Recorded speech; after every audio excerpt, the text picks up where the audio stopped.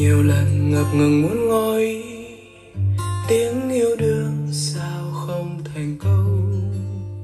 Sợ rằng đường về không còn xa, để bên em anh đưa lối về.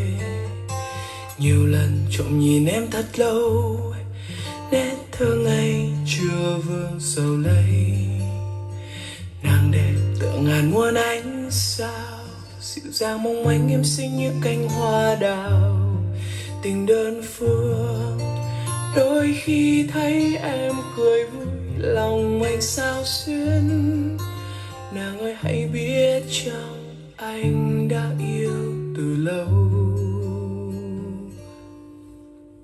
Đôi khi bên em thơ ngây mà giờ lòng đừng nói ra, con tim chưa nguyên vương tình sâu chát ngát. Sợ nụ hồng phai nhanh, em hờn em rồi em mà có đơn chưa lối về.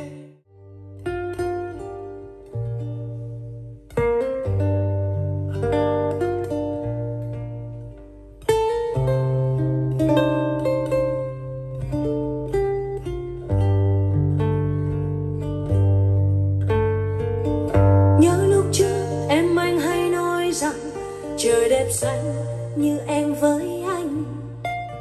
Này người yêu em thương mến ơi, anh hay yêu màu xanh. Mà nếu có lỡ duyên ta sao chẳng thành, vì em ra đi trước anh. Này người yêu khi anh nhớ em, hãy ngước lên trời xanh. Mình đã ước con tim qua phong thư màu xanh, mình đã ước cho duyên đôi ta vẫn hoài xanh. Mà hôm nay sao em ra đi, về trời xanh xa xôi xa xăm em bỏ anh.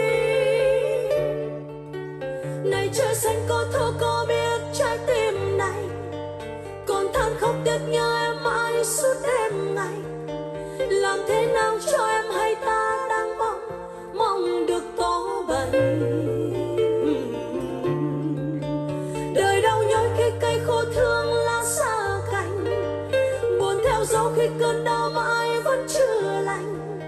Người dấu yêu em đau không em khi ta nay đã rời tay.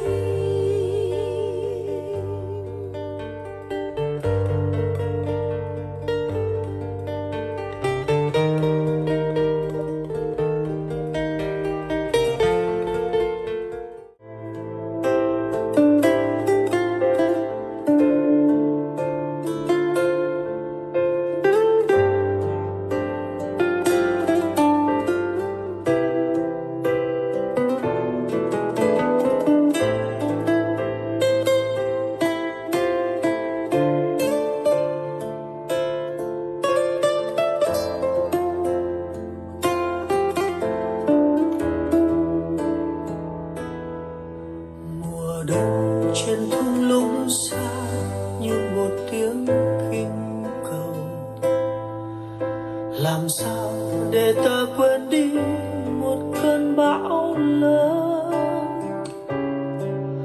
Em hỡi nếu mộng đẹp có thế thôi, xin hãy giữ lại phút giây sau cùng. Tình yêu rồi đây sẽ như cơn mộng dở dang.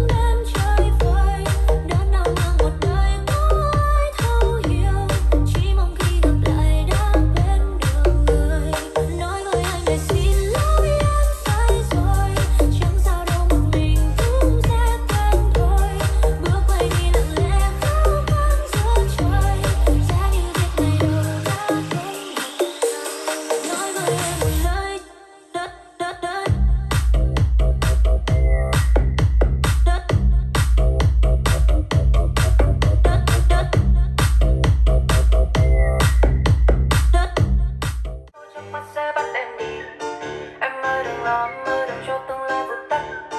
Sâu trong màu mắt có chút tiếc nối phút cuối chỉ vì em đâu hay sai, anh đâu tìm mãi để trái tim đau. Không còn tương lai, em cũng chẳng còn tương lai. Sau bao年đầu em mong rằng con tim em dừng lại. Nỗi nhớ này lâu phai, nhốt em trong một lâu đài buồn trong đầu bất tận. Vì sao em phải khóc? Vì sao em phải khóc? Có đáng để buồn đau. Tình yêu tan lấp, từng phút chốc lướt qua nỗi đau. Vì sao em phải khóc? Có đáng để buồn đau. Dù kề môi em lấp, từng phút chốc đã gần rồi. Vì sao em phải khóc?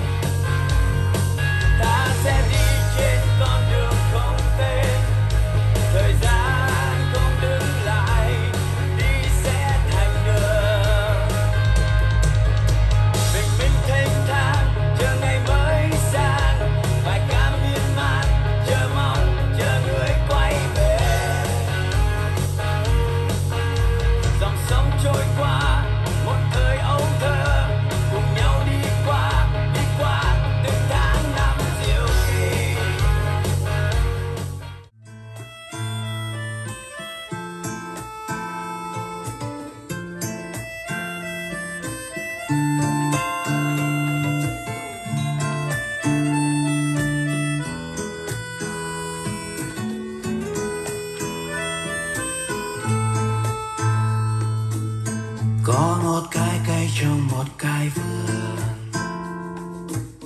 trên những tán cây nở rộ những đóa hoa. Có hai đứa nhóc đang chơi trốn tìm hoài tìm mãi nên quen. Anh đi tìm thì em trốn, anh đi trốn em không tìm. Lòng em không gần sống, cuối cùng anh mất công chìm. Nếu mà có cây búa anh sẽ nện cho bỏ công, vì nhớ nhung đặc quánh giờ nó khô thành bê tông. Chúng ta rồi sẽ có những chuyến đi dài, phải tự học lấy mọi thứ vì trong tình trường làm biến ghi bài. Câu chuyện của chúng ta bỗng có thêm một miếng bi hài, vì cách mà em gọi anh không có u và thiếu y dài.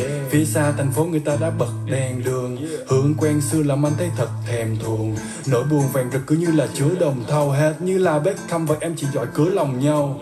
Hé cửa sổ ra mà xem, có một chàng thi sĩ đứng ở ngay nhà em, viết nhạc tình mát ngọt tựa như cây cà rem.